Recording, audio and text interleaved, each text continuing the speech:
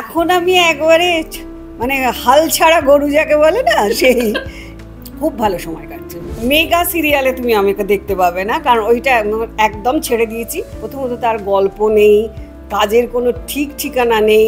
কেদারাজা করার পরই হয়েছে আমার এখানে পিঞ্জর, এই প্রথম দাদার সঙ্গে আলাপ। কিন্তু তখন আমার বোধ নেই যে আমি কিন্তু উত্তম কুমারের সঙ্গে কাজ করছি। একদিন আউটডোরে দাদা আমাকে 4-3টে পেয়ারা এনে দিল।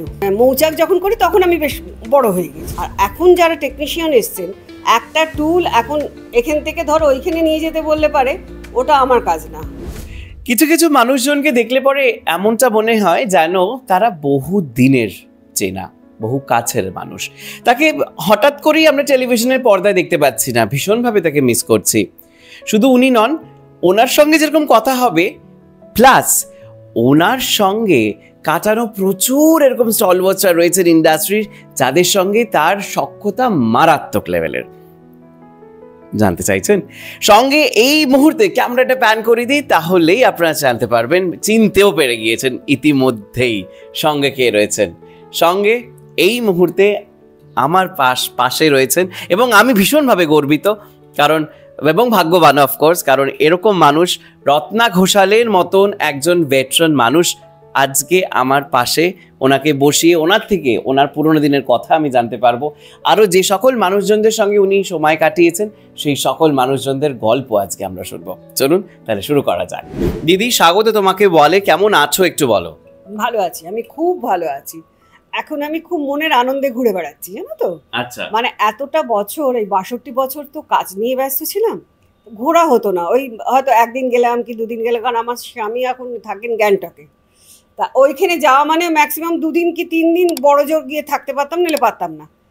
এখন আমি একবারে মানে হাল ছাড়া গরু যাকে বলে না, সেই এখন বেশিটা থাকি আমি গ্যাংটকে। আচ্ছা। কলকাতায় থাকি খুব কম, ওই হয়তো ধরো 10 দিন বা 11 দিন এরকম, মানে বেশিটা গ্যাংটক, কলকাতাটা কম, যার জন্য খুব আনন্দে আছি। আর ওখানেও ধরো আমার হাজব্যান্ড কাজ করে চার্টার্ড অ্যাকাউন্টেন্ট, ও সমস্ত জেলায় যে মানে ধরো পেলিং যাচ্ছে, কোনোদিন নামচি যাচ্ছে, কোনোদিনে আমি ওর সঙ্গে ঘুরে ঘুরে বেড়াচ্ছি। দারুণ ব্যাপার। তাহলে তো এখন এই মুহূর্তে দারুণ সময় কাটছে, খুব ভালো সময় কাটছে। তাহলে গরমটা আর বিশেষ তোমাকে অনুভব করতে হচ্ছে না? না না, গেল বছর ওই গরমে তখন আমি পুরো ওইখানে ছিলাম, আসিনি আমি কলকাতায়। বেশ অনেক দিন হলো তোমাকে আমরা কেউ দেখতে পাচ্ছি না, সকলেরই মন খারাপ। কারণ টেলিভিশনের পর্দায় দিদি ঠাকুমা যাদেরকে আমরা দেখেছি, যারা এই পাঠগুলো করেছেন, তাদের মধ্যে থেকে তোমাকে আমরা ভীষণভাবে মিস করছি। যাদেরকে দেখতে পাচ্ছি, যাদেরকে পাচ্ছি না, সেই কারণে কিন্তু খোঁজ নিতে আসা আজকে তোমার বাড়িতে। তুমি কোথায় তুমি উধাও হয়ে গেলে, কেন তুমি নেই? আমি আছি, আমি তোমাদের মধ্যেই আছি, সব সময় আছি। শুধু ওই মেগা সিরিয়ালে তুমি আমাকে দেখতে পাবে না, কারণ ওইটা একদম ছেড়ে দিয়েছি। আমার আর ভালো লাগে না গো ওই মেগা করতে। প্রথমত তার গল্প নেই, কাজের কোনো ঠিক ঠিকানা নেই, মানে ছিরি যাকে বলে। মানে আমরা ধরো ছোটোবেলা থেকে যে কাজ করেছি, তার একটা সিস্টেম ছিল, সেই সিস্টেমটার এত অভাব হয়ে গেছে না এখন ভীষণ। সকালবেলায় ধরো কল টাইম দিল 9টা, আমি রাত্রির 8টার বেশি কাজ করি না মেগাতেও। 9টায় কল টাইম দিল, আমি ঠিক 9টায় পৌঁছে গেলাম, গিয়ে মেকআপ টেকআপ করে রেডি হয়ে বসে আছি। অন্তত বিকেল 4টে-5টার আগে স্ক্রিপ্ট আসে না। এতক্ষণ সময় মেকআপ করে বসে থাকতে হবে। 4টে-5টার সময় স্ক্রিপ্ট এলো, স্ক্রিপ্ট আসার পর সমস্ত সেট হবে, এই করতে করতে 6টার সময় ফ্লোরে গেলাম। তাহলে বলো তো আমি কী কাজ করব? আর ওই সারাদিন ওই যে বসে থাকাটা, এখন আমার বয়স হয়েছে, এখন তো আমি বাচ্চা মেয়ে না, সেই এনার্জিটা তো নষ্ট হয়ে যায়। তখন যে কাজটা করি, হ্যাঁ কাজ করতে হয় বলে করে দিলাম, কিন্তু কাজের যে এনার্জিটা, যেটা ভালো লাগাটা, সেটা তো আর তখন হয় না। তখন অসহ্য লাগে, মনে হয় কোনো কাজটা শেষ করব, আমি বাড়ি যাব। ধরো 8টায় আমি চলে আসবো, আমাকে ফ্লোরে ডাকছে তখন 7:45 ফ্লোরে ডেকে আমায় কী শট নেবে, আমাকে কখন 8টায় ছাড়বে। তা এগুলো নিয়ে আমার ভীষণ অশান্তি হতো, যে আমি 8টায় যাব, তোমরা সবাই জানো, আমার বলা থাকে, আমি কাজ নেবার আগেই বলে দিই, তার সত্ত্বেও তোমরা এগুলো করো কেন? এগুলো তো করা উচিত না। তা এই রকম ধরনের দিনের পর দিন অনেক সহ্য করেছি। করার পর দেখলাম কী দরকার আমার এসব সহ্য করার, কোনো দরকার নেই। আমি কাজ না করলে যে আমার চলবে না তা তো না, আমার হাসতে হাসতে চলে যাবে। আর আমার হাজব্যান্ড অনেক দিন ধরেই বলছিল তুমি এবার ছেড়ে দাও, কি দরকার তোমার আর কাজ করার, অনেক দিন তো করলে, 62 বছর তো কাজ হয়ে গেছে, এই 63 বছরে পড়েছে, আর কত কাজ করবো বলো না। তাই ছেড়ে দিয়েছি, মেগা করা ছেড়ে দিয়েছি। হ্যাঁ, আমি ওটিটির কাজ করছি, ভালো ছবির কাজ যদি আসে সেরকম নিশ্চয়ই করবো, কেন করবো না। আচ্ছা দিদি, একটু যদি পুরোনো দিনে আমরা ফিরি, তাহলে সেই ছোটবেলায় প্রথম যখন কাজ, যেই ছবি দিয়ে তোমার মানে ইন্ডাস্ট্রিতে আসা, রাজা রামমোহন ছবির নাম, তো সেই ছবির মানে তখন থেকে এবং আজ অবধি সেই প্রথম ছবি করা, ক্যামেরার সামনে দাঁড়ানো, একটু সেই পুরোনো দিনের স্মৃতিতে একটু ফিরি আমরা। সেই পুরোনো দিন মানে ধরো যখন আমি রামমোহন করি, তার আগে আমি অবশ্য নাটক করছি হুম। রংমহল থিয়েটারে, প্রফেশনাল থিয়েটার হতো তো, প্রফেশনাল থিয়েটারে আমি তখন বৃহস্পতি শনি রবি নাটক করতাম। তা একদিন সরজু মা আমাকে বললো, মানে সরজুবালা দেবী বললো, মাটু তোকে ন্যাপদাদা নিতে আসবে, তোকে নিয়েছে রাজা রামমোহনে, তুই রাজা রামমোহনের বইয়ের ছোটবেলা মানে বাসবিদির ছোটবেলা করবি, বাসবির ছোটবেলা করবি। আর বাসবিদিও তখন আমাদের সঙ্গে একসঙ্গেই রংমহলে নাটক করতেন। তা বাসবিদি বলে, হ্যাঁ তুই আমার ছোটবেলাটা করবি। না আচ্ছা। তারপরের দিন ন্যাপদাদা এলেন, আমাকে নিয়ে গেলেন, নিয়ে গিয়ে ডিরেক্টর ছিলেন বিজয় বসু, বিজয় দার সাথে আলাপ করে দিলেন। কিন্তু তখন আমার কোনো বোধ নেই ক্যামেরাটা কি, শুটিংটা কি, আমার কোনো বোধ নেই, কারণ আমি তার আগে কোনো দিন শুটিং করিনি, আমি জানি না। তা বিজয়দা বললো, শোনো তোমার ফার্স্ট সিনটা হচ্ছে তুমি শুয়ে আছো, ঘুমোচ্ছ, তোমার বর এসে তোমাকে ডাকছে, তুমি ধরপড় করে উঠছো, উঠে বরকে দেখে বর বলছে আমি খাবো, আমার খাবার ব্যবস্থা করো, তুমি তাড়াতাড়ি করে নেবে, চলে যাবে। ঠিক আছে। আর আমার স্বভাবটা ছিল, আমাকে যা বলে দেবে আমি ঠিক সেই মতো কাজ করে দেবো। তা আমার বিজয়দা যেরকম দেখিয়ে দিলেন, যেরকম শিখিয়ে দিলেন, আমি ঠিক ওই রকম ক্যামেরাটা চলছে। আর তখন মিচেল ক্যামেরা, মানে এত বড় ক্যামেরা, গো করে তখন আওয়াজ হয়, ব্ল্যাক অ্যান্ড হোয়াইট তো। আমি ভাবছি বাবা এত বড় ক্যামেরা, কিন্তু অত বোধ তো আমার নেই। ঠিক আছে, ক্যামেরা ক্যামেরা, যেরকম তাকাতে বলছে তাকালাম, সেরকম যেরকম ডায়লগ বলতে বলছে সেরকম বলে দিলাম। সেদিনকে তো সিন হয়ে গেল, কাজ হয়ে গেল। এই আমার প্রথম ক্যামেরার সামনে দাঁড়ানোটা হয়ে গেল। আচ্ছা। ক্যামেরার সামনে দাঁড়াবার পর তারপরে করলাম কামরূপ কামাখ্যা। কামরূপ কামাখ্যাতেও ওই কামাখ্যা মা, ছোট মানে মেয়ের পাঠ। হ্যাঁ। ওখানে তখন কি হয়েছে, ক্যামেরাটা বুঝেছি মানে জেনেছি যে সামনে এত বড় একটা ক্যামেরা চলবে। তো ওখানেও ডিরেক্টর ছিলেন মানু সেন। তা মানুদা ঠিক যথারীতি আমাকে সমস্ত শিখিয়ে দিলেন, আমাকে যেরকম শিখিয়ে দিলেন, যেরকম ডায়লগ পড়িয়ে দিলেন, আমি সেরকম মতো শিখে ডায়লগ মুখস্থ করে বলে গেলাম। তারপরে ধরো কামাখ্যা করতে করতে আমি কেদার রাজায় কাজ পেলাম, ওখানেও একটা বাচ্চা মেয়ের পাঠ। কেদার রাজা ছিল তপনদার অ্যাসিস্ট্যান্ট ছিলেন বলাই সেন। আচ্ছা। বলাইদার। ওইখানে যখন করতে গেছি তখন একটু বড় হয়েছি, তখন 9 বছর বয়স হয়েছে। কেদার রাজা করার পরই হয়েছে আমার এখানে পিঞ্জর। এই প্রথম দাদার সঙ্গে আলাপ, মানে উত্তম কুমারের সঙ্গে। আমাকে আমাদের ডিরেক্টর ছিলেন দিলীপ মুখার্জি, আমাকে বললো ফ্লোরে তোকে দাদার সঙ্গে আলাপ করিয়ে দিই। আচ্ছা। আমি গেলাম দিলীপদার সঙ্গে, গিয়ে দাদা একসঙ্গে আলাপ করিয়ে দিল। দাদা এই হচ্ছে রত্না, এই অপর্ণা ছোট বোন করছি, তা তোমার সঙ্গে একটা সিন আছে তো, তা তোমার সঙ্গে সেই জন্য নিয়ে এলাম, তুমি একটুখানি কথা বলে নাও ওর সঙ্গে। তা আমাকে বললো তুমি স্ক্রিপ্ট শুনেছো? আরে হ্যাঁ। আর তখনকার নিয়ম ছিল তুমি যে সিন করবে সকালবেলায় গেলে পারি তোমার অ্যাসিস্ট্যান্ট ডিরেক্টর এসে তোমার সিনটা শুনিয়ে দিত। সিনটা শুনিয়ে দিত, মানে আমাকে বলতে হবে না যে আমাকে শুনিয়ে দিয়ে যান, সিনটা শুনিয়ে দিয়ে যেত, আমি কি ড্রেস পরবো বলে দিয়ে যেত, সমস্ত এগুলো মানে বললাম না একটা সিস্টেম, মানে মেকআপ ম্যান সমস্ত রেডি করে বসে থাকতেন, ঢুকলেই মেকআপ করতে বসে যেতাম। তারপরে দেখতাম এতে ঝুলছে সমস্ত জামা কাপড়, তারপর অ্যাসিস্ট্যান্ট ডিরেক্টর এসে সিন পরিয়ে দিয়ে যেতেন, অথবা আমাকে কোনো কিছুই করতে হতো না, তারাই সব কিছু করে দিয়ে যেতেন। তা আমি শুনেছি, বললাম দাদাকে, বলে এর আগে তুমি অভিনয় করেছো? আল্লাহ হ্যাঁ করেছি। কোথায় করেছো? আমি বললাম আমি 2টো ছবি করেছি আর রংমহলে অভিনয় করি, নাটক করি। বললো বাহ ভালো। তা সেই দিনকার যা সিনটা ছিল, ধরো দাদা আমাকে পুরো শিখিয়ে দিলেন যে তুমি এখানে এসে এরকমভাবে দাঁড়াবে, আমাকে ডায়লগটা এভাবে বলবে, আমি তোমার দিকে তাকাবো, তুমি তাকালে তারপরে এই ডায়লগগুলো বলবে। ঠিক আছে, আমাকে যা যা দেখিয়ে দিলেন আমি সব তাই করে ফেললাম। তাতে দাদার আমাকে খুব পছন্দ হলো যে একটা বাচ্চা মেয়ে যা দেখালাম তাই করে ফেললো, তার জন্যে বললো বাহ খুব ভালো। তারপর ধরো আমি 15-16 দিন দাদার সঙ্গে একটানা কাজ করেছি, কিন্তু তখন আমার বোধ নেই যে আমি কিন্তু উত্তম কুমারের সঙ্গে কাজ করছি, এ বোধটা কিন্তু আমার নেই। আমার মনে হলো যেন আমার নিজের দাদা, ঠিক সে দাদার মতোই ব্যবহার পেলাম, ওরকমই ভালোবাসছেন, ওরকমই স্নেহ মনে কথা বলছেন। তারপর 15 দিন ধরো শুটিংয়ে অনেক দাদার সাথে কথাবার্তা হয়েছে। আমি শাড়ি পরতে পারতাম না, সবে ফ্রক পরে ছেড়ে, মানে ছাড়িও নি তখন, পরতাম। তো সেদিনকে তখন শাড়ি পরিয়েছিল, শাড়িটা ঠিক করে দেওয়া থেকে আরম্ভ করে দাদা সবই আমাকে শিখিয়ে দিতেন, ঠিক করে দিতেন। তাই এরকম টানা কাজ করতে করতে দাদার সঙ্গে একটা ভালো সম্পর্ক তৈরি হয়ে গেল। আউটডোর গেলাম, দাদাও আউটডোরে গেলেন আমাদের সাথে, সবার সাথে। রিনাদি ছিল, অপর্ণা সেন, মানে তখনকার আর্টিস্টের ভেতরে না ভীষণ কি বলবো আন্তরিকতা ছিল, এত আন্তরিকতা ছিল ভাবতে পারবে না। মানে রিনাদি বলো, মানে উত্তম কুমার বলো, এরা, আমি তাদের কাছে কিছুই না, একটা বাচ্চা মেয়ে ছাড়া কিছু ছিলাম না, কিন্তু ওরা সারাক্ষণ খোঁজ রাখতো আমি কি করছি, আমি ঠিক আছি কিনা। আউটডোরে গিয়েও রিনাদি, তুই কোথায় আছিস, কোন বাড়িতে আছিস, তোর ঠিক মতো খাওয়া হচ্ছে কিনা, তোর জায়গা ঠিক দিয়েছে কিনা, ঠিক সময় খাবার তোর কাছে যাচ্ছে কিনা, মানে পুরো খোঁজ নিতেন। দাদাও নিতেন, রিনাদিও নিতেন। মানে আগেকার সব বড় বড় আর্টিস্টের ভেতরে এটা ভীষণ ছিল। তা আমার মনে হতো না যে এরা কেউ আমার না, মানে অপর্ণা সেনকেও মনে হতো না যিনি অপর্ণা সেন, কারণ তখন আমার বোধ নেই, আমি তখন ওই রিনাদি দিদি দিদি বলতাম, আর দাদাকে দাদা বলতাম।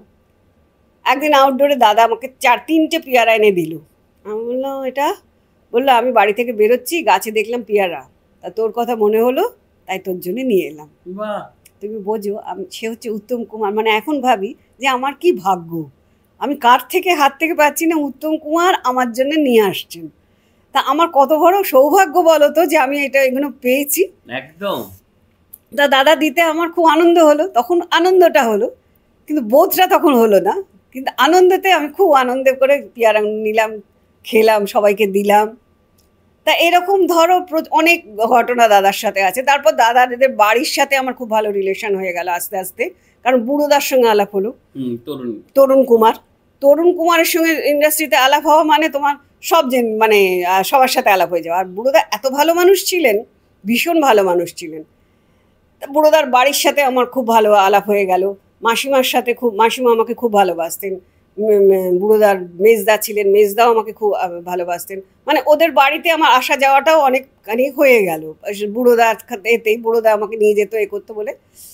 এই করতে করতে দিনটা যাচ্ছে, সময় যাচ্ছে, বড় হচ্ছি আস্তে আস্তে আমি। তারপরে মৌচাক যখন করি তখন আমি বেশ বড় হয়ে গেছি, তখন আমার 12-13 বছর বয়স। তখন আমি, তার আগে করেছি পান্না হিরেচুনিটা হচ্ছে সুপার ডুপার হিট আমার ছবি। মানে আমাকে রত্না ঘোষাল বলে চিনেছে ওই পান্না হিরেচুনি, ওইটাতে। তারপর আস্তে আস্তে ধরো একটার পর একটা কাজ করেছি, বড় হয়েছি। এই করতে করতে সবার সাথে আলাপ হয়েছে, সবার সাথে দেখা হয়েছে, সবাই ভালোবাসা পেয়েছি, এই করে আমি বড় হয়েছি। মানে এদের ইন্ডাস্ট্রিতে ধরো পাহাড়িদার সাথে আউটডোর গেছি, পাহাড়িদাও ভীষণ ভালোবাসতেন। শুটিং করে ফিরে এসে বলতো চ আমার সঙ্গে বেরোবি, বলে দাদা নিয়ে বেরোতেন। বেরিয়ে সমস্ত মিষ্টির দোকান, খাবারের দোকান, এর দোকান সব উনিও খেতেন, আমাকেও খাওয়াতেন। এইরকম লোক ছিলেন। আমি সবার ছোট, অতএব আমাকে নিয়েই উনি বেরোতেন। আসবার দিনকে আমাকে সব কত জিনিস কিনে দিলেন, ফ্রক কিনে দিলেন, একটা ব্যাগ কিনে দিলেন। সেগুলো আমার কাছে অনেক দিন ছিল, বহুদিন ছিল, রেখে দিয়েছিলাম। এখনো সেরকম কারো স্মৃতি রাখা আছে দেওয়া? এখন না, এখন আর সেরকম নেই গো, বহু বছর হয়ে গেছে তো, আর সেরকম নেই। কিন্তু তখন আমি রেখে দিয়েছিলাম সমস্ত। তা এই করে করে বড় হতে হতে, কাজ করতে করতে দিনও যাচ্ছে, সময়ও যাচ্ছে, আমিও বড় হচ্ছি। আস্তে আস্তে এই যে যার নাম বললে মৌ, তখন আমার ইন্ডাস্ট্রিতে নাম হয়ে গেছে, রত্না ঘোষাল বলে আমার নাম হয়ে গেছে। আমি কাজ করছি। আমি থাকতাম পাকপাড়াতে। আচ্ছা। পাকপাড়াতে আমার পাইকপাড়াতে আমি যে ফ্ল্যাটে থাকতাম, আমার পাশের ফ্ল্যাটেই থাকতো মৌয়ের এক দাদা। আচ্ছা। তা আমাকে একদিন এসে সুদর্শনদা বললো যে রত্না, তোমার সঙ্গে আমার এক বোন দেখা করতে চায়, খুব শখ তোমার সঙ্গে আলাপ করা, তা আমি ওকে নিয়ে আসবো? বলে হ্যাঁ নিয়ে এসো। বলে এই প্রথম মৌকে আমার বাড়িতে নিয়ে এলো সুদর্শনদা, মৌর সাথে আমাকে আলাপ করিয়ে দিল। তা মৌ এসে আমার সঙ্গে বলে আমার তোমাকে খুব ভালো লাগে, তোমার ছবি আমি দেখি, তাই যে তার জন্য তোমার সঙ্গে আলাপ করতে এলাম। আমি তুমি কি করো? বলে আমি পড়াশোনা করি আর নাচ করি। আচ্ছা। তখন নাচতো, ভরতনাট্যম ডান্সার ছিল। হ্যাঁ, নাচ করতো। নাচ ফাংশন করো? বলে হ্যাঁ আমি ফাংশন করি। তবে চেষ্টা করছি ছবির এতেও বাবা স্টুডিওতে যায়, এটা বললাম বাহ খুব ভালো, চেষ্টা করো হয়ে যাবে। এরকম বলতে বলতেই ধরো বছর খানেকও গেল না, দেখলাম মৌকে তনুদা সিলেকশন করেছে এতে শ্রীমান পৃথ্বীরাজে। ও তা আমি আমার সঙ্গে স্টুডিওতেই 1 নম্বর স্টুডিওতেই দেখা হয়ে গেল। তা আমি বলেই দেখো আমি কাজ পেয়েছি, আমাকে তনুদা নিয়েছেন। আমি বাহ খুব ভালো করেছেন, সুন্দর। তা এরপর থেকে ধরো কি হলো, দুজনের দেখা সাক্ষাৎটা এত বেশি বেড়ে গেল, ও কোনো কিছু হলেই আমার বাড়িতে চলে আসতো, আমিও কোথাও গেলে পারে ওকে নিয়ে যেতাম। এই করতে করতে বন্ধুত্বটা অনেক বড় হয়ে গেল।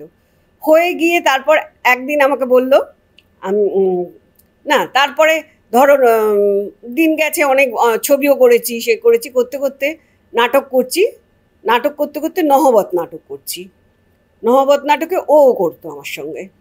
তাই নহবত নাটক করতে করতে আমাকে একদিন বললো, মাটু আমি বিয়ে করব। তিলকের সঙ্গে যে ওর ভালোবাসা আছে সেটা আমি জানি, সেটা আমাকে বলেছিল। দেখ তিলক, তিলক অভিনয়, তিলকের সঙ্গে আমার প্রথম ছবি কিন্তু তিলকের সঙ্গে। তিলক করেছিল রাজা রামমোহনের ছোটবেলা, আর তার থেকে তিলকের সঙ্গে আমার আলাপ ছিল। তা তিলকের সঙ্গে যখন বললো, আমি তিলককে আমার হ্যাঁ তার মাঝখানে আমার সঙ্গে তিলককে নিয়ে এসছে বাড়িতে, আলাপ করে দিয়েছে, বলে দিয়েছে। আমি বললাম হ্যাঁ আমার সঙ্গে তো ওর আলাপ আছেই। আর খুব ভালো ছেলে, ভীষণ ভদ্র ভালো ছেলে, শিক্ষিত ছেলে ছিল। তা আমাকে বললো আমি বিয়ে করবো। আমি তাহলে বিয়ে করবি তো কী করে হবে, তোর বাবা বলে বাবা তো মত দেবে না, এখন তোকে ঠিক করতে হবে। আমি কি করব বল? না বাবা মত কেন দেবেন না? বাবা বিয়ে দিতে চায় না। প্রথমত তিলকের সঙ্গে তো বিয়ে দেবেই না। আর ভালো ছেলে তো, ভালো ছেলে হলে মৌ তো বাড়ির রোজগারের মেয়ে না, মৌ যদি রোজগার করে বিয়ে করে চলে আসে তাহলে তো ওদের সংসারটা চলবে না। সোনার ডিম পাড়া, ওই যে ওই যে বললাম সোনার ডিম পাড়া হচ্ছে মৌ। ওদের ফ্যামিলিটা তো তাহলে চলবে না, সেই জন্য বিয়ে দিতে চায় না মৌয়ের। মৌকে দিয়ে কাজ করাতে চায়। বাবা কি করতেন? বাবা কিছুই করতেন না, বাবা শুধু ওই ঘুরে ঘুরে বেড়াতো মেয়েকে নিয়ে, আর কিছুই না, এছাড়া কিছুই করতেন না। ওর এক দাদা, সম্পর্কেরই দাদা ছিল না, নিজের দাদা ওটা ছিল না, এক দিদি ছিল। দিদির বিয়ে, হ্যাঁ দিদির বিয়ে হয়ে গিয়েছিল অবশ্য, কিন্তু দিদিও থাকতো, একসঙ্গে সব থাকতো। এই ফ্যামিলিটাতে তাহলে হয়ে যাবে, যার জন্য বিয়ে দিতে চায় না। তা আমাকে বললো আমি তাহলে কি করি? আমি তাহলে বল। সেই দাদাও কিছু করতেন না বা দিদিও কিছু করতেন না? দিদির তো বিয়ে হয়ে গিয়েছিল, কিন্তু থাকতো তো ওনাদেরই, মানে শ্বশুর বাড়িও যেতে, বাড়িতেও থাকতো, দুটো বাড়িতেই থাকতো। দাদা থাকতো, বাবা থাকতো, দাদা থাকতো। ওর মা কাজ করতো, ওর মা খুব ভালো ছিল। ওর মা এসবের ভেতরে কিছু থাকতো। মা কোথায় কাজ করতেন, কিন্তু তার সঙ্গে আমার খুব একটা দেখা সাক্ষাৎ কোনোদিনই হয়নি, বাবার সাথেই দেখা হতো। তারপরে আমি তাহলে কি করবি, তাহলে আমাকে এখন বল। না আমি তোর বাড়িতে চলে আসছি। আমার বাড়িতে চলে এলে তো তোর বাবা আমার বাড়িতে আসবে। বলে হ্যাঁ সে তো আসবে, কিন্তু তুই ব্যবস্থা করবি, তুই ম্যানেজ করবা, তুই করবি, আমি পারবো না কিছু করতে।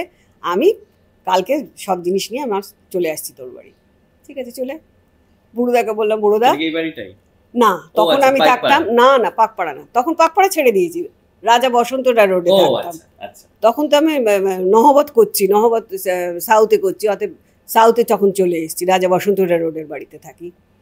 তা বুড়োদাকে বললাম, বুড়োদা মৌ বিয়ে করবে বলছে তিলককে, তা একটা ব্যবস্থা। হ্যাঁ ঠিক আছে আমি ব্যবস্থা করে দিচ্ছি, একে আমি রেজিস্ট্রারকে বলে আমি সমস্ত ঠিকঠাক করে নিচ্ছি, কবে করবে সেটা ঠিক কর, আর সে আমাদের হই হই করে বিয়ে দিয়ে দেবো মৌয়ের। আর বুড়োদা খুব হুজুগের লোক ছিল তো, ঠিক আছে। মৌকে বললাম ঠিক আছে। মৌ তো আমার বাড়ি চলে এলো। একদিন গেল, দুদিনের পর ওর বাবা এলো, খুব চিৎকার চেঁচামেচি বাড়ির সামনে করতে লাগলো। আলো না মৌ নেই, না নিশ্চয়ই তোমার বাড়ি আছে। আমার বাড়ি নেই। না আমি তোমার বললাম আপনাকে তো আমি বাড়িতে এখন ঢুকতে দেবো না, কারণ আমি বেরোচ্ছি, আর মৌ থাকলে তো আপনাকে আমি বলে দিতাম, নেই। এই বলে তো মৌয়ের বাবাকে কাটিয়ে দিলাম। তার দুদিন বাদে মৌয়ের বিয়ে দিলাম রেজিস্ট্রি করে, খুব হই হই করে বিয়ে দিলাম। বিয়ে দিয়ে দাদার বাড়ি গেলাম, উত্তমদার বাড়ি গেলাম।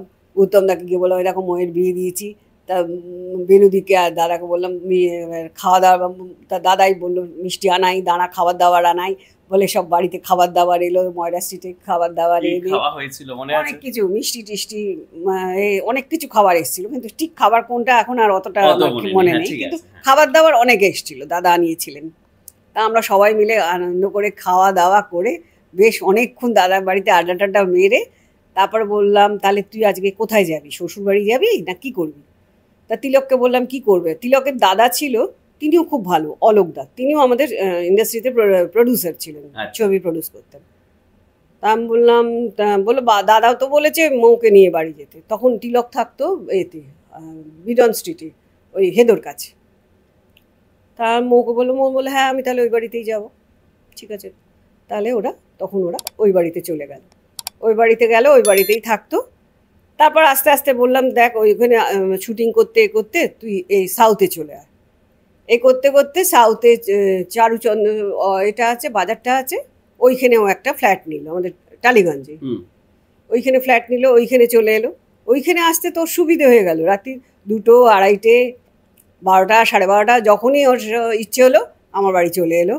এসে ও টুটো পর খাবো দাবো আড্ডা মারবো। আমরা রাত্রি 12টা বাজে, তাতে কি হয়েছে, ওঠ। সে উঠিয়ে সে আড্ডা টাড্ডা মেরে খাওয়া দাওয়া করে এরকম তো প্রায়ই হতো এটা। ঠিক আছে, ঝড়ঝাঁটিও করতো না তা না, ঝড়ঝাঁটিও করতো, আবার সকালবেলা ঠিক হয়ে যেত। ওর একটাই দোষ ছিল, ওর খুব ড্রিঙ্ক করতো, ওইটাই ওর খারাপ ছিল। তাছাড়া মেয়েটা এত ভালো ছিল, এত মানে বড় মনের মানুষ ছিল না, কিন্তু ড্রিঙ্ক করলেই ওর ভীষণ জেদ ছিল।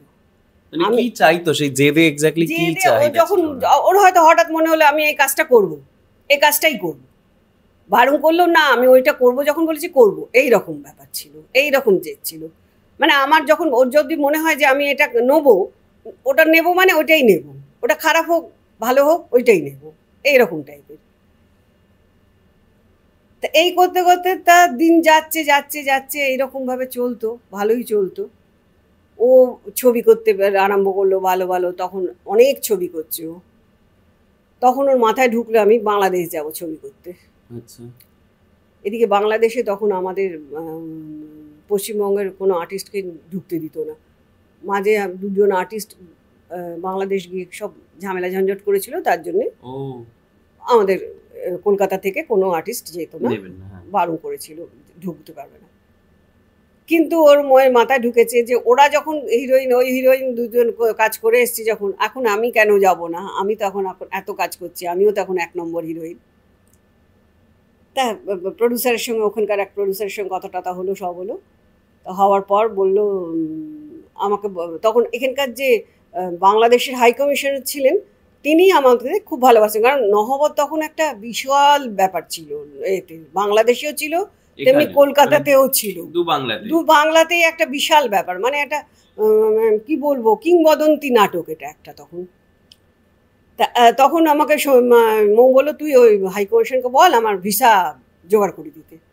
তা উনি ওকে বলতে বললো দেখুন আমি তো ভিসা বের করতে পারবো না, উনি যে ছবিটা করতে যাচ্ছেন সেই ছবিটার যে প্রডিউসার তাকে বলুন আমাকে একটা চিঠি দিতে, যে আমরা কলকাতা থেকে এরকম মৌয়া রায়চৌধুরীকে নিয়ে যাচ্ছি আমাদের ছবি করার জন্য, এরকম আপনি আমাকে ভিসার পারমিশন দিন, তাহলে কিন্তু আমি ভিসাটা করতে পারবো। আমি তা বললাম দেখ তাহলে তোর প্রডিউসারকে বল। তো বলে আচ্ছা। প্রডিউসারকে বলে এ করতে করতে সময় যাচ্ছে, তিনিও দিচ্ছি দেবো, এই করতে করতে সময় যাচ্ছে। আর সোপানে মাথা কামা করছে, বল না। আরে আমি কি করে বলবো, তো চিঠিটা এলে তবে তো উনি বলেছেন করে দেবে। যেদিন ওর অ্যাক্সিডেন্ট হয় সেদিন বিকেল 5টা অবধি আমার বাড়ি ছিল, রাজা বসন্তরাজ রোডে। 5টা অবধি মাটু কি হলো, আনলাম দেখ না ওর বলেছেন যে চিঠিটা এসছে, একটা প্রসেস করার তো একটা সময় যায়, ওই প্রসেস করছে, ওটা হলেই আমাকে জানিয়ে দেবেন, তাহলে তুই যেতে পারবি। বলে আচ্ছা ঠিক আছে। বলে আমার নাটক ছিল নহবত তখন চলছে, আমি নাটক করতে গেলাম, ও বাড়ি গেল। আচ্ছা। ওর তখন থাকে ও এতে বেহালা, ওই ওই জায়গাটার কি নাম, যে অঞ্জনদা থাকতেন ওই জায়গাটা, অঞ্জনদা ওপর ফ্ল্যাটে থাকতো আর মৌ নিচের ফ্ল্যাটে থাকতো। ঠিক আছে গেছে, চলে গেছে, আমিও নাটক করতে চলে গেছি রাত্রিবেলায়। ঠিক তখন বাজে বোধহয় 1:30 কি 2টো, তিলক এসছে, মাটু ওট ওট শিগগির ওঠ। কি হয়েছে? শিগগির চ, মৌ এরকম অ্যাক্সিডেন্ট করেছে হসপিটালে। সে কি রে? বলে হ্যাঁ আমি ক্যালকাটা হসপিটালে দিয়ে এসছি, কিন্তু তোকে ডাকছে, তুই শিগগির চ। তা আমি সেই সঙ্গে সঙ্গে বেরিয়ে চলে গেলাম। গিয়ে ডাক্তার বলছে আপনার মনের জোর আছে, আপনি দেখতে পারবেন? তাহলে হ্যাঁ হ্যাঁ আমি দেখতে পারবো। তা আমি গিয়ে দেখি ওই রকম অবস্থা। তুই এটা কি করলি? তুই তো জানিস। আমি কি জানবো, তোর এত তুই গোলার তখন 5-6 বছর বয়স, ছেলে গোলার কথা ভাবলি না, তুই এটা কি করলি?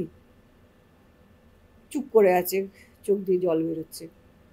তা আমার যথাসময় মানে যতটা আমার করার কথা আমি ততটা সমস্ত ডাক্তারদের সঙ্গে কথা বলে যাতে প্লাস্টিক সার্জারি করা যায়, মুখটা যাতে ঠিক থাকে, সমস্ত ঠিকঠাক করেছি। তারপরে ধরো 80% পুড়ে গিয়েছিল, তো তা ডাক্তাররা বললো দেখুন 3 দিন যদি চলে যায় তাহলে বুঝবো ঠিক আছে। তারপরে এটা হচ্ছে আবার 10-11 তারিখ, 11 দিনের মাথায়, কারণ তখন চামড়াটা শুকোতে আরম্ভ করবে। এখন হচ্ছে ওপরের চামড়াটাকে আমরা তুলে দেবো, তুলে দিলে পারে ওর যেটুকু লাগবে সহ্য করবে, সেটা ঠিক আছে। আর তখন চামড়াটা শুকোতে আরম্ভ করবে, ওটা যদি উনি সহ্য করে নেন তাহলে ঠিক আছে, তাহলে আর কোনো অসুবিধে নেই। 10 দিন হয়ে গেছে, 10 দিনের দিনও আমি রাত্রিবেলায় বাড়ি এসেছি। পরের দিন 11 দিন ভোরবেলা আমাকে ফোন হইলো হসপিটাল থেকে যে শিগগির আসুন, উনি আর নেই, 5টার সময় মারা গেছেন। শুনেই তো মনটা কি করবো ভেবে পাচ্ছি না যে কি করবো আমি। তাও সঙ্গে সঙ্গে গেলাম, হসপিটালে গিয়ে সমস্ত যা যা করার সমস্ত কিছু করলাম, করে টোরে তিলককে ডাকলাম, মোহকে ডাকলাম, বাবাকে সবাইকে ডেকে সেসব করে সেই সকাল থেকে ধরো বিকেল 4টে 4:30 অবধি ওই সমস্ত সব চললো, করলো, করে এই বিকেলবেলা 5টা নাগাদ নিয়ে বেরিয়ে আমি সব করে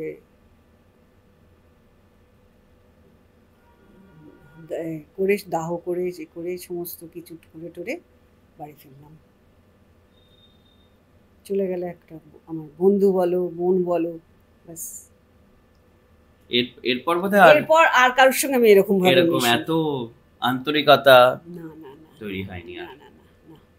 আর কারোর সাথে আমি ভেবেই রেখেছিলাম যে আর উচিত না এটা করা, ভীষণ কষ্ট হয় গো, যে কষ্টটা আমি কাউকে বোঝাতে পারি না, বলতেও পারি না সবাইকে, সেটা আমার নিজের মনের ব্যাপার, নিজের ভাবি। তারপরে কাজ আছে, কাজের মধ্যেই ডুবে গেলাম। ঝগড়া করলো, গাড়ি চালাতে জানি না, গাড়ি নিয়ে বেরিয়ে গেল। তিলক এলো, ওরে গাড়ি নিয়ে বেরিয়ে গেছে, গাড়ি চালাতে জানি না, অ্যাক্সিডেন্ট হলে কি হবে, শিগগির ওর খুঁজি, এইরকম মতিগতি ছিল ওর। মানে ঝগড়া হলে মাথা গরম হলে পারি না, কি করবে কোনো ঠিক থাকতো না, তখনই এরকম করে বসতো, এটা নয় ওটা নয়, এরকম উল্টোপাল্টা করতো। আবার সকালবেলায় যখন নেশা কেটে যেত, মাথা ঠিক হয়ে যেত, তখন মানুষটা ভীষণই ভালো, তখন বলতাম কেন করেছিস, চুপ করে থাকতো, ভুল হয়েছে, অন্যায় হয়েছে, তখন বলতো। আমরা এটাও শুনেছিলাম যে ওনাকে নাকি কম্বলের মধ্যে মুড়িয়ে রাখা হয়েছিল, সামথিং, মানে অনেক কিছু ঘটনা আমরা শুনেছিলাম। লোকের কথার কোনো শেষ নেই, লোকের কথা মানে একটা এইটুকু জিনিস হলে পারে এত বড় জিনিস করে লোকে, তা লোকের কথার তো শেষ নেই, লোকের কথা বলবি, তা সে বলে তো কোনো লাভ নেই না। মানে ওনার বাবাই নাকি এগুলো করেছিল, সেই সবগুলি আমরা শুনেছি। আচ্ছা, বাবা কেন করবে তুমি বলো তো? বাবা তো জানে যে আমার মেয়ে এই যতদিন বেঁচে থাকবে ততদিন আমার সংসার চলবে, কারণ মৌ তো বাবার সংসার তো মৌই টানতো, তা সে কেন করবে আমি বলো তো, কিসের জন্য করবে? তার সংসারটাকে নষ্ট করবে সে কখনো চায় না তো। তা এইরকম লোকের কথা আমি ধরিও না, তার কথা না, ওদের যা খুশি তাই বলে, ইচ্ছে মতো কথাবার্তা বলে, যেটার কোনো মানে হয় না। তো বলুন, এখন আমাদের পরিবারের মানুষজনের সঙ্গে যোগাযোগ আছে, ওনার ছেলের সঙ্গে যোগাযোগ আছে? ছেলের সঙ্গে যোগাযোগ খুব একটা আমার কারোর সঙ্গে নেই, কারণ তিলক আর তারপর থেকে কারোর সাথে মিশতো না, ও বাড়িতেই থাকতো, ও ব্যাংকে কাজ করতো, তারপর রিটায়ার হয়ে গেছিল, তারপর থেকে ও কারোর সঙ্গে মিশতো না, বাড়ি থেকেও বেরোতো না, যার জন্য ওর সঙ্গে দেখা সাক্ষাৎটাও কমে গিয়েছিল। তারপর তিলক গোলাও বড় হচ্ছিল, গোলার সঙ্গে বোধহয় বছর 2-3 আগে আমার সঙ্গে দেখা হয়েছিল, এসেছিল একবার বাড়িতে, ও তারপর থেকে আমার অনেকদিন মিউজিক নিয়ে কাজ করে, ওই স্টিতে এসে বললো আমি মিউজিক বাই করছি, ভালো, খুব ভালো, এই তারপর থেকে আর দেখা সাক্ষাৎ নেই। আর মহাদেবীর দিদি, তাদের সঙ্গে কোনো যোগাযোগ? না, আর ওদের কারোর সঙ্গে নেই সেরকম কোনো কিছু। আচ্ছা, এই যে এতগুলো বছর ইন্ডাস্ট্রিতে কাটানো হয়ে গেল, কাজ হয়ে গেল, মৌহা রায়চৌধুরী চলে গিয়েছেন, কিন্তু যেই সখ্যতা আপনার সঙ্গে তৈরি হয়েছিল তারপরে কারোর সঙ্গে তৈরি হয়নি, কিন্তু এখন তো এই জিনিসটাই, সখ্যতা, সৌজন্যবোধ হয়তো এখন কিছুটা হলেও অনেকটা ম্লান হয়ে গেছে নিশ্চয়ই। বেশিটা নষ্ট হয়ে গেছে। ওই যে বললাম না, আগেকার দিনে আন্তরিকতা। আমাদের শিল্পীদের সব বড় বড় শিল্পী থেকে আরম্ভ করে ছোটরা অবধি সবার সাথে সবার আন্তরিকতা ছিল। যেমনি ভানু ব্যানার্জি, ভানুদা আমাকে খুব ছোটবেলা থেকে দেখেছে, মানে 3 বছর বয়স থেকে দেখেছে, যার জন্য আমার মানে গার্জেনের মতো ছিলেন। আমি যখন সাউথে এলাম তা রোজ উনি আমার খোঁজ নিয়ে যেতেন। তা ধরো তখন ওই টেলিফোন, বড় টেলিফোন, বিএসএনএল, তা ধরো একদিন আমি হয়তো ফোন করলাম না বা দেখা হলো না, পরের দিন এসে আমাকে বলতো তুই কি খুব বড় হয়ে গেছিস, হ্যাঁ আমার ফোন করার মানে বাঙালি মানে এইরকম ছিল ভানুদা। আমি যখন বসন্ত রোডে থাকতাম তার পেট্রোল পাম্পের পাশেই থাকতো সন্ধ্যা রানী মামনি, ওই আমার বাড়ির সামনের দিকে বাজার করতে যেতেন রিক্সা করে বাজার করতে গিয়ে আমার বাড়ির জানলাতে এসে জিজ্ঞেস করতে, হ্যাঁ রে তুই আজকে তোর শুটিং আছে, বেরোচ্ছিস, তোর শরীর ঠিক আছে তো, ভালো আছিস তো, মানে এই রকম সবার সাথে সবার আন্তরিকতাটা ছিল। তা এই ব্যাপারটা এত বেশি ছিল যার জন্য মানে মনে হতো না যে এরা আমার কেউ না, এইভাবেই চলতো।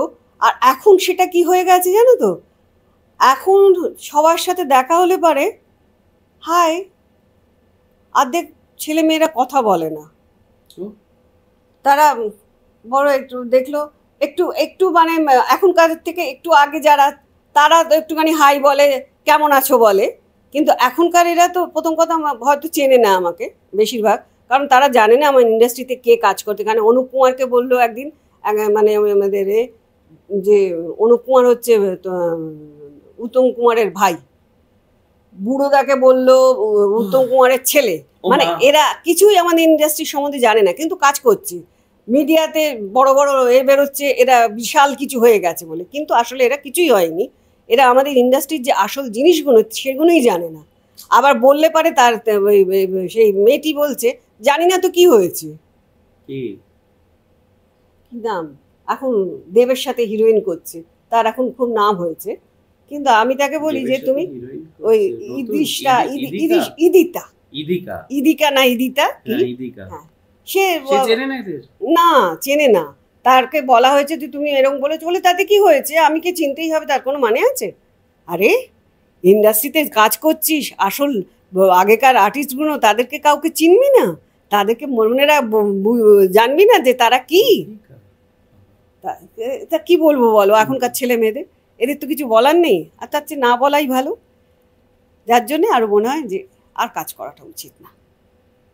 পুরনো লোকগুলো আমরা যারা এখনো আছি, ওই যতদিন বেঁচে আছি সবার সাথে যেরকম এখনো আন্তরিকতাটা আছে, সবাই সবাইকে ফোন করি, জিজ্ঞেস করি কেমন আছো, ভালো আছো, এই যতদিন যোগাযোগ আছে আপনার সময় যারা যারা, যেমনি সাবুদির সাথে যোগাযোগ আছে, মাধু মায়ের সঙ্গে যোগাযোগ আছে, রিনাদির সঙ্গে দেখা হলে কেমন আছিস বললো না, বাড়ির সবাই কেমন আছে, এই মানে আমাদের পুরনো যারা যারা এখনো আছেন সবার সাথে দেখা হলে কিরে কেমন আছিস, বাড়ির সবাই কেমন আছে, এই ব্যাপারটা এখনো আছে।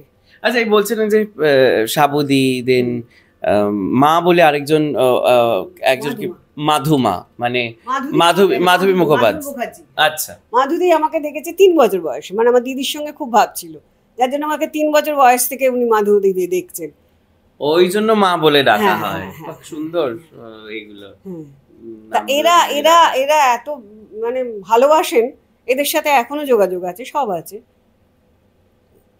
আমরা অপেক্ষায় রয়েছি, কারণ বেশ লম্বা একটা আড্ডা চলছে। এবার গল্প যেটা হয় যে পুরো দিনের গল্প, তো যারা পছন্দ করে তারা এগুলো শুনতে চান, এবং সত্যি খুব ভালো লাগে এমন মানুষ, মানে আপনার মতো মানুষের পাশে বসে যে আমার সৌভাগ্য হয়েছে। কিছু ভুল ত্রুটি ডেফিনেটলি রয়েছে, প্রশ্ন করার, জানার। তখনকার দিনের মহুয়া রায়চৌধুরীকে নিয়ে প্রচুর ধোঁয়াশা রয়েছে, প্রচুর কথা রয়েছে, সেটা আপনার মুখ থেকে আমরা শুনতে পারলাম।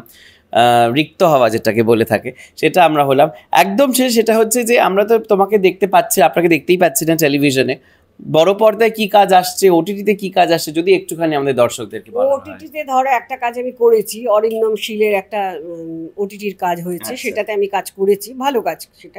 সেটা কবে কখন দেখাবে আমি সেটা জানি না। ছবির কাজ ধরো এখন যারা ডিরেক্টর আছেন তাদের কারোর সাথে আমার সেরকম কোনো আলাপ নেই, কারণ এরা তো তখনকার ছিল না, এখনকার। আর এখনকার ডিরেক্টরদের সঙ্গে আমার গিয়ে বলবো আমায় কাজ দিন, সেটা আজ অবধি আমি ছোটোবেলা থেকেই বলিনি, আর এই বয়সে তো বলবোও না, ছেড়ে দেওয়া। অতএব তারা যদি কোনো দিন মনে করেন যে আমাকে নেওয়ার দরকার বা আমার কথা ভাবেন, যদি আসেন তাহলে করবো, পাচ্ছি। পুরনো অভিনেত্রীদের এখন আবার ফিরছে বড় পর্দায় এক এক করে। এই বছর তো যেন অনেকগুলো হ্যাঁ। এলো, মৌসুমী এলো, তারপরে রাখি এলো, শর্মিলা ঠাকুর এলেন, অনেকেই কাজ করলেন পরপর। ভালো, এরকম যদি কাজ করে তো ভালোই তো। পুরনো অনেক সিনিয়র অভিনেতা অভিনেত্রীরা টেলিভিশনেও কামব্যাক করছেন, তারা কাজ করছেন। তো সেক্ষেত্রে কিরকম ভাবে দেখছেন, মানে সেই সৌজন্যবোধটা বোধহয় আবারও সেই একই রকম ভাবে? আপনাদের সময়কার একটুখানি শুটিং এর গল্প শুনতে চাই, মানে ওই যে এখন তার বোধহয় ব্রেক হয় না 6টার সময় সন্ধ্যেবেলা। না না, আমাদের সময় কি ছিল, ধরো আমরা যখন ছবির কাজ করতাম, আমাদের ছবির কাজের সময় ছিল 8 ঘন্টা। আর 8 ঘন্টা, আধ ঘন্টা শুটিং, আর আধ ঘন্টাটা একটা ব্রেক হতো, 8.5 ঘন্টার কাজ। তার ভেতরে ঠিক 1টা থেকে 1.5টার মধ্যে আমাদের ব্রেক হয়ে যেত। আচ্ছা, 1টা থেকে 1.5টার মধ্যে ব্রেক, আধ ঘন্টা ব্রেক, তারপরে শুটিং। এই 6টার মধ্যে আমাদের প্যাক আপ। ও, মানে আমরা 6টার পর কেউ কাজ করতাম না, বেশিরভাগ ডিরেক্টর ওই 6টা, ম্যাক্সিমাম 6টা, মানে অনেক অনেক অনেক কাজ হয়ে গেছে, 6টা প্যাক আপ। কারণ তখন আমরা বেশিরভাগ ধরো আর্টিস্টরা করতাম, নাটক করতাম। হ্যাঁ, নাটক করতাম, যার জন্য আমাদের ছেড়ে দিতে হতো 4:30 5টার মধ্যে, আমরা সব হলে আসতাম। অতএব ওই 5টার মধ্যে আমাদের সবাইকে ছেড়ে দিতে হতো, যার জন্য ওই 6টা, ম্যাক্সিমাম 6টা অবধি কাজ হতো, 6টার পর আর কাজ হতো না। আমাদের এই যে মেগা আসার পর এই যে হোল নাইট কাজ, সারাদিন কাজ, সারা রাত কাজ, এটা শুনে তো আমার মাথা খারাপ হয়ে যেত যে কি করছে। আমি অবশ্য কোনোদিন সারা রাত কাজ করিনি, কোনোদিন ওই সকাল থেকে রাত অবধি কাজ করতাম না, কিন্তু তাও করতে হয়েছে। ধরো যখন প্রথম মেগা এরকম হলো, অবশ্য আমি বলি আমি নিজে প্রোডাকশন হাউস করেছি, আমার নিজের প্রোডাকশন হাউস ছিল। এই যে ঋতুপর্ণা কিন্তু প্রথম আমার হাউসেই কাজ করে। ও, সাদা পায়রাতে আমি এর গল্প করেছিলাম, ওটা সিরিয়াল, দূরদর্শনের সিরিয়াল ছিল রাগ অনুরাগ। আচ্ছা, তাতে সাদা পায়রার গল্প ছিল, তাতে ঋতুকে আমি প্রথম নিই। ওইটাই ওখানে থেকে প্রভাতদা দেখে, ওই যে এটা এপিসোডটা দেখে আমাকে বললো, রত্না ও মেয়েটি কিরকম কাজ করছে, মেয়েটি খুব ভালো কাজ করেছে। না, আমি ভাবছি আমার একটা ক্যারেক্টার এতে নেবো, ওকে ভাবছি। হ্যাঁ হ্যাঁ, নাও, খুব ভালো করিয়ে নিলে পারে ভালো।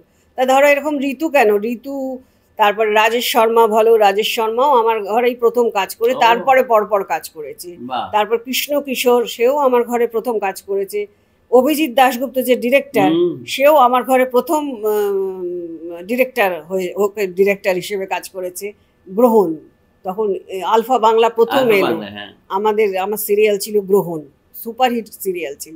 মানে আমি 20 বছর হাসতে হাসতে প্রোডাকশন করেছি, হাসতে হাসতে সব ছেলে মেয়ে তৈরি করেছি, ডিরেক্টর করেছি, ক্যামেরাম্যান তৈরি করেছি, সব কাজ করেছি। এরা এখন সব বড় বড় হয়ে গেছে। এখন তো আর বোধহয় এরকম ওই দৌড়টাই নেই। না, এখন যারা বললাম, এখন তো এরকম ব্যাপার না। এখন কি হচ্ছে, এখন তোমার ছেলে মেয়েদের কাছে কাজ হচ্ছে ওই এতে এসো, শুটিং এসো, পাতা এলো, পাতা পড়ে নাও, পড়ার সময়টা চলো পড়তে পড়তে শটে চলো, ওই যা পড়লে ওই ছেপে দিলেও হয়ে গেল। তাতে কাজটা হবে কি করে? কাজটা করতে গেলে ধরো আমি যখন প্রোডাকশন করেছি, তখন হতো একটা এপিসোড হতো 3 দিনে।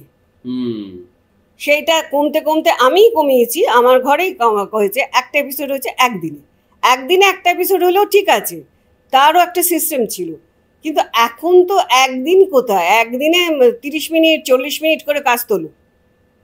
তা 30 মিনিট 40 মিনিট কাজ তুললে কাজ ওই রকমই হবে, যেখানে আমাদের কাজ উঠতে হয়তো 10 মিনিট, সেটা এত কাজ, তাহলে কাজের কোয়ালিটি তো খারাপ হবেই। প্রোডাকশন হাউসে থেকে আবার নতুন কিছু আনার কথা চলছে? না, কারণ এখন পুরো পরিস্থিতিটা ধরো, এখন যা টেকনিশিয়ান আছে, তখনকার দিনে টেকনিশিয়ানদের কি ছিল জানো তো, মানে আমার ধরো একদিনে 4টে প্রোডাকশনে শুটিং হচ্ছে 4 জায়গাতে, আমার সব টেকনিশিয়ানরা বলছে দিদি তুমি কাজ করে নাও, তারপরে আমাদের টাকা পয়সা দেবে। এখন হচ্ছে মানে কাজটাকে আগে ভালোবাসতো তারা, টাকাটা নিশ্চয়ই তারা টাকা পেত, টাকা নিশ্চয়ই ভালোবাসতো, কিন্তু কাজটাকে বেশি ভালোবাসতো। আর এখন যারা টেকনিশিয়ান এসছেন, তাদের কাছে হচ্ছে কি, সকালবেলা এসে স্টুডিওতে দেখে আজকে ওটিটা কতখানি পাবো, আজকে 2 ঘন্টা ওটি পাবো, আজকে 3 ঘন্টা ওটি পাবো, এই যদি দেখে তাহলে কাজটা কি হবে। একটা টুল এখন এখান থেকে ধরো ওইখানে নিয়ে যেতে বললে পারে, ওটা আমার কাজ না, ওটা আর্ট সেটিংয়ের কাজ। আর তখন কি ছিল, এই এটাকে এদিকে সরিয়ে দেন, আমি শর্টটা নিই, হ্যাঁ দিদি করে দিচ্ছি, এইরকম ব্যাপার ছিল। এখন সে ব্যাপারটা নেই। এখন এটা আমার কাজ না, ওটা আমার কাজ না। এখনকার দিনের পুরো ব্যাপারটাই হয়ে গেছে অন্যরকম। অতএব এখন একদম মাথায়ই দিই না যে আমি কোনোদিন প্রোডাকশন আর করবো বা কিছু, একদম না। হাউস রয়েছে এখনো? না, হাউস বন্ধ করে দিয়েছি, 2004-এ সব বন্ধ করে দিয়েছি। আমরা কিন্তু চাই আপনি ফিরুন, আবারও আমরা সেই চিরাচরিত রূপে আমরা দেখতে চাই টেলিভিশনে। বড় পর্দা ওটিটিতে তো রয়েছেই, কিন্তু সেটা তো ওই কখনো কখনো কখনো আসা, কিন্তু বড় পর্দায় থাকলে মানে ছোট পর্দায় থাকলে পরে সবসময় বেডরুম, ড্রয়িং রুম, যেখানে আপনাদেরকে আমরা দেখতে পাই অভিনয় করতে, সেই সমস্ত মাধ্যমে যেন আবারও তিনি ফেরত আসেন। আর এরকম নানান এন্টারটেনমেন্টের রেগুলার ডোজ পেতে হলে অবশ্যই চোখ থাক দি ওয়ার্ল্ড নিউজে, কারণ খবর এখন এখানেই। ক্যামেরায় সৌম্যর সঙ্গে Arunabha, the world news, Kolkata.